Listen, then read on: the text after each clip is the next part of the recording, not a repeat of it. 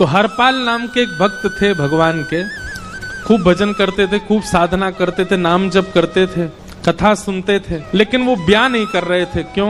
उनकी इच्छा थी कि जैसा मैं भजन करता हूं, जैसी मेरी भक्ति है, जैसा मेरा भाव ठाकुर जी के प्रति है, ऐसी कन्या मिले तो मैं ब्याह करूंगा, नहीं तो जीवन भर ऐसे ही रहूंगा। तभी उनके किसी रिश्तेदार ने आकर के बताया, बोले तेरे लायक कन्या मिल गई मुझको। तो हरपाल जी बोले क्या क्या गुण है उस कन्या का? बोले उस कन्या ने शर्त रखी है, मैं उसी से ब्याह करूंगी जो रोज 1000 संतों को प्रसाद पवाता हो। हरपाल जी बोले अब तो मुहूर्त भी नहीं निकलवाना, कल ही ब्याह करवा दो मेरा। ऐसी कन्या से तो मैं बिना मुहूर्त के ब्याह करूं। मुहूर्त उसके संग देखा जाता है जिसके संग यह संकोच हो या फिर यह दुविधा हो कि पता नहीं जीवन कैसा चलेगा। इससे तो मुझे भरोसा है बढ़िया जाएगा मेरा जीवन, इसी से ब्याह करा दो। कन्या ने शर्त रखी, हरपाल जी हम आपसे ब्याह तो कर रहे हैं पर हमारी शर्त मंजूर है ना, रोज 1000 संतों को प्रसाद पवाना पड़ेगा। बोला मैं निश्चित करूंगा, आप ब्याह कर लो। और ब्याह हो गया। हरपाल जी रोज 1000 महात्माओं को प्रसाद पवाते। अब देखो, अगर कोई संकल्प ले ले कि मैं 1000 महात्माओं को प्रसाद पवाऊंगा, अगर 100 महात्मा ज्यादा बढ़ जाएं, 200 महात्मा ज्यादा, उनको मना करेगा क्या? वो तो फिर अपराध बनेगा उससे। प्रसाद पवाने का संकल्प लिया तो जितने आए सबको बैठाने की जिम्मेवारी उसकी। तो हरपाल जी ने नियम ले लिया, रोज 1000 महात्माओं को भोजन कराते। अब 1000 की जगह कभी कभी 1200 भी हो जाते, 1300 भी हो जाते, 1500 भी हो जाते। लेकिन हरपाल जी करते कुछ नहीं थे, कमाई का कोई जरिया नहीं था।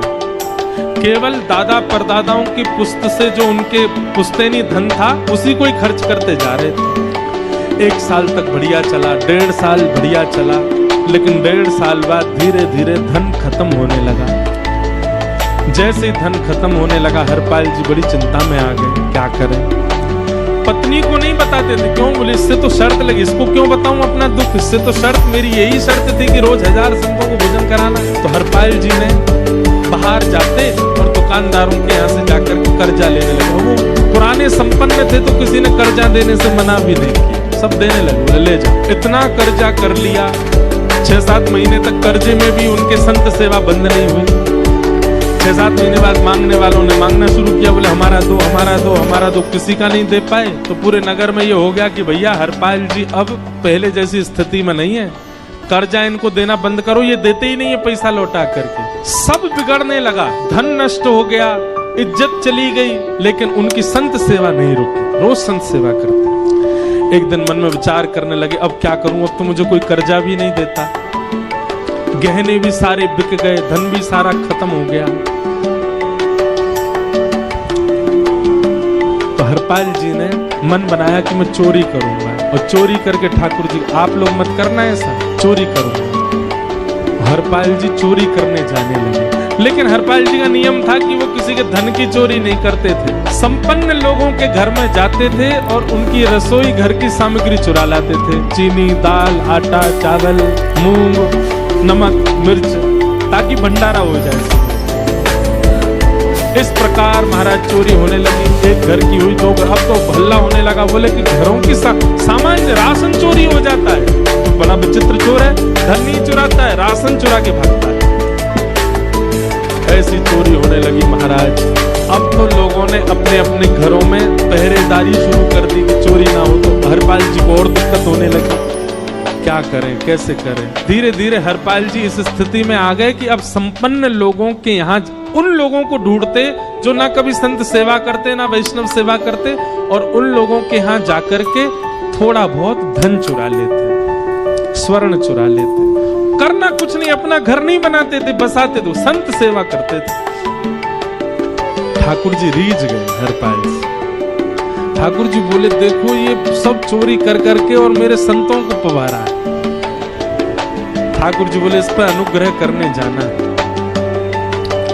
भगवान सिंहासन से उठ करके तैयार होने के लिए गए, और बढ़िया महाराज नकली सी मूछ लगा करके, ऊपर सिर पर पाग पहन करके, और थोड़ा पेट सा बाहर निकाल के, गले में खूब सारी जंजीर डाल के, हाथों की हर उंगली में अंगूठी पहन करके, सोने की जूतियां डाल करके, कौंधनी सोने की पहन करके, और एक बैंत समझते, वृद्ध लोग लेकर के चलते, बैंत, सोने का मड़ा हुआ बैंत लेकर के ठाकुर जी तैयार हो गए, सेठ जी बन गए। लक्ष्मी मैया ने पूछा भगवान बड़ा सुंदर स्वरूप धारण किया, लिया, कहाँ जा रहे?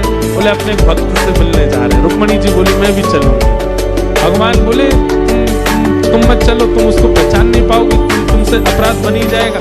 बोले नहीं नहीं, भक्त दर्शन करने मैं तो जाऊंगा। भगवान बोले जल्दी तैयार हो जा। रुक्मणी जी एक सेठानी बन गई, ठाकुर जी सेठ जी बन गए। और दोनों ने मन में विचार किया कि हरपाल जी को दर्शन देना। और यहाँ हरपाल जी की स्थिति क्या थी? अब संत सेवा के लिए कहीं से भी धन नहीं मिल रहा था, तो हरपाल जी एक मार्ग पर जाकर के बैठ गए और सोचने लगे कोई धनवान यहाँ से निकलेगा तो उसको लूट लूंगा और लूट के भाग जाऊंगा, सारा धन संत सेवा में लगा दूंगा।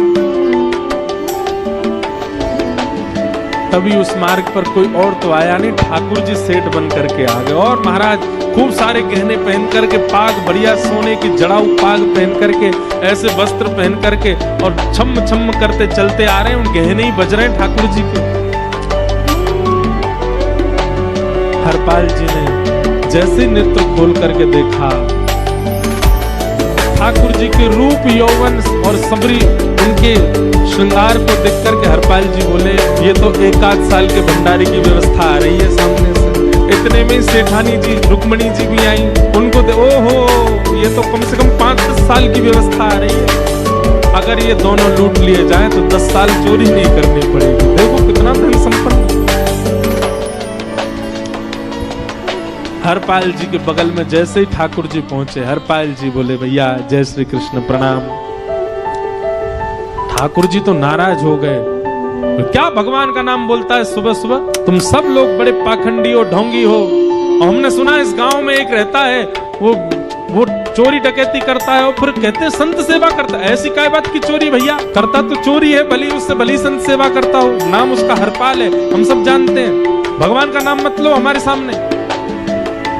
हरपाल जी समझ गए वो तो बिल्कुल भगवत विमुख है, इसकी तो एक अंगूठी भी नहीं छोड़नी मुझको, इसका तो सब लेके जाऊं।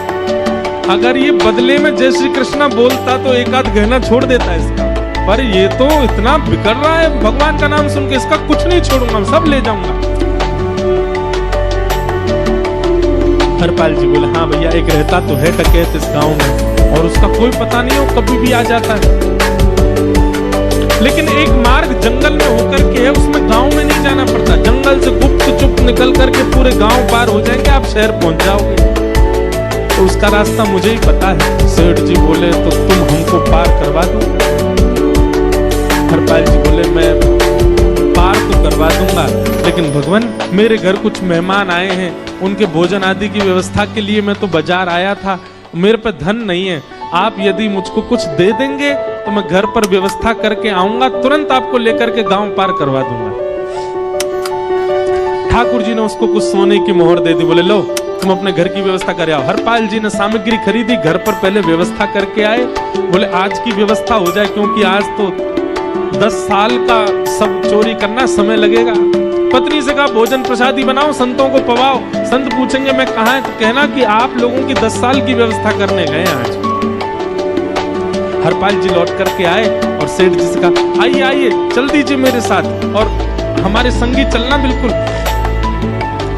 ठाकुर जी रुक्मणी जी चलने लगे। जैसे ही विहंगम जंगल में पहुंचे, भयंकर भयावह जंगल, बीच जंगल में जैसे ही पहुंचे, हरपाल ने पीछे मुड़ करके देखा, दोनों चले आ रहे हैं। तुरंत महाराज वो तो अपने रूप में आ गया, शेर की तरह गर्जना करने लगा, अपनी लाठी धर दी सामने और अपने सिर का स्वाफा निकाल करके सामने बिछा दिया। भगवान जो सेठ जी के रूप में आया, भगवान बोले भैया ये क्या कर रहे हो? बोले मैं ही हरपाल हूं। सारे सामग्री निकालो, डाल दो यहाँ पे, एक चीज भी मत छोड़ना, नहीं तो तुम जानते नहीं हो तुम्हारा क्या करूंगा। ठाकुर जी तो थर थर कांपने लगे। रुक्मणी जी बोली देखो कैसा नाटक कर रहे हैं। रावण के आगे नहीं डरे थे, कुंभकर्ण के आगे नहीं डरे, हिरण्यकश्यप के आगे नहीं डरे, वो हरपाल के आगे ऐसे कांप रहे हैं। भगवान तो मन की सब समझ जाते हैं, कौन ही मार रहे हैं, तुम भी कांपो क्यों? बोले भक्त है भैया, ये हमारो भक्त है। अनुप्रजम में हम नित्यम पूये ये तन्य रेणु भी, इसने हमारे लिए सब गवा दिया, हमारे वैष्णव संतों के लिए सब लुटा दिया, इसके आगे भयभीत होने में कोई लज्जा नहीं। लक्ष्मी नारायण दोनों कांप रहे हैं। हरपाल कह रहा सब निकालो। सेठानी जी कान के कुंडल उतारो। कान कुंडल उतार दिए, नाक की नथनी उतार दी, सब उतार के धर दिए, हाथों के सब कड़ूला आदि भी धर दिए। भगवान ने भी अपने सब उतार। बोले बेंत कहाँ लेके जा रहे, उसको भी धर दो। बोले अरे भैया बुढ़ापे की लाठी, हम गिर जाएंगे। बोले कुछ नहीं गिरोगे, धर दो इसको। जीवन में कभी राम ना जय श्री कृष्ण बोले थे, चिल्ला रहे थे मुझ पे, रखो इसमें, यहाँ सारा धर दिया। बहुत बढ़िया हो गया। अब 10 साल की व्यवस्था हो गई। इतने में भगवान की कनिष्ठ उंगली में एक अंगूठी थी। हरपाल बोला ये कहाँ बचा के ले जा रहे हो, उसको दो। बोले अरे भैया ये तो बहुत बचपन की हमारी अंगूठी है और ये आज तक हमारी निकली ही नहीं है और ये निकल ही नहीं पाएगी, इसको बाहर हम निकाल ही नहीं सकते, इसको तो रहने दो हमारे पास। बोले तुम क्या जानो, इस अंगूठी से कम 1 हफ्ता संत भोजन होगा और तुम पे तो दया करनी नहीं है। चिल्लाए थे मुझ पे जय श्री कृष्ण बोलने पे, निकालो इसको। भगवान खूब प्रयास करें, वो नहीं निकले तो हरपाल जी ने उंगली पकड़ी। बोले इसको काट देता हूँ, तुम्हारे पास उंगली रहने का कोई काम नहीं है, तुम उंगली से करते ही क्या हो। और महाराज जैसे ही उंगली पकड़ करके काटने का मन किया, वो काटने ही वाले थे, इतने में ही द्वारिकाधीश भगवान शंख चक्र गदा पद्म धारण करके प्रकट हो गए सामने। रुक्मणी जी महालक्ष्मी के रूप में प्रकट हो गई और दोनों ने अपने अंक में हरपाल को भर लिया। हरपाल जी समझ नहीं पा रहे ये क्या हुआ, दूर हटे। बोले नाथ हम साक्षात द्वारिकाधीश, साक्षात रुक्मणी तुम्हारी भक्ति से प्रसन्न होकर तुमको दर्शन देने आए। हरपाल जी घुटने के बल बैठ गए, रोने लगे, सर रख दिया चरणों में, पटकने लगे। बोले नाथ मैंने अपने नाथ को लूटा, आज मैंने अपने स्वामी के साथ डकैती कर रहा था, मैं अपने स्वामी की उंगली काटने पर मजबूर हो गया था। इसका मतलब तो मैं पापी हूँ, मेरा पाप इतना प्रचंड हो गया कि मैं आपके रूप को नहीं पहचान पाया। भगवान ने हृदय से लगा, नहीं हरपाल तुमने कभी अपने लिए प्रयोग थोड़ी किया, तुम्हारी पत्नी भूखे सो जाते हो लेकिन संतों को भूखा नहीं जाने देते। ठीक है उसके लिए भले ही तुमने वह गलत मार्ग अपनाया जो नहीं अपनाना चाहिए था, परंतु उसमें उद्देश्य कोई और तो नहीं था, मेरे जनों की सेवा ही तो थी, मेरे वैष्णवों की सेवा।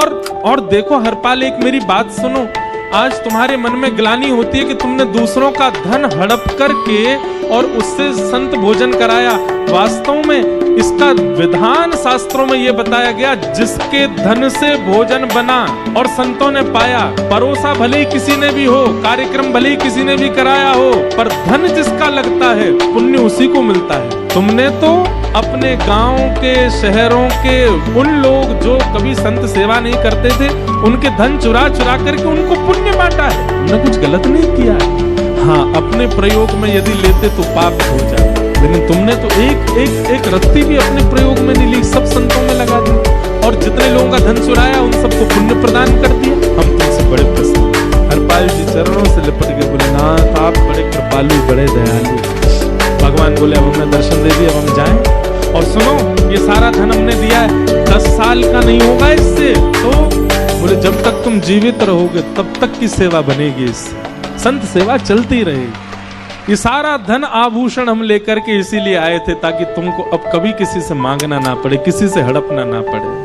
भगवान जाने लगे तो हरपाल जी चरणों में गिर गए। बोले नाथ आज मैं आपके दर्शन कर पाया, मैं संत सेवा कर पाया, इसमें सबसे बड़ा योगदान मेरी पत्नी का है। उसने नियम नहीं बनाया होता तो शायद मैं कभी ऐसा नहीं करता। आप उसको दर्शन दिए बिना जाएंगे, मैं उसको क्या बताऊंगा, मैं उससे जाके कह भी नहीं पाऊंगा कि आप मुझे मिले और उसकी वजह से आप मुझे मिले हो, कृपा कर उसको दर्शन दे दीजिए। ठाकुर जी बोले ठीक है। तुरंत लक्ष्मी नारायण भगवान ने छोटे छोटे बालकों का रूप धारण कर लिया और हरपाल जी की गोद में बैठ गए और हरपाल जी अपनी गोद में लेकर के ठाकुर जी को घर पर आए और आकर के अपनी अरे सुनो देखो कौन आए हैं। जैसे बाहर आकर के देखा तो नन्हे से ठाकुर जी, नन्ही से रुक्मणी जी गोद में बालकों की भांति बैठे हैं। बोले अरे इतने सुंदर सुंदर बालक। बोले बालक नहीं है, ये साक्षात जगन्नाथ भगवान, साक्षात रुक्मणी जी, साक्षात द्वारिकाधीश हैं। तुरंत ठाकुर जी अपने रूप में प्रकट हो गए और दोनों दंपति को दर्शन दे करके भगवान वहां से प्रस्थान। बोलो भक्तवत्सल भगवान। तो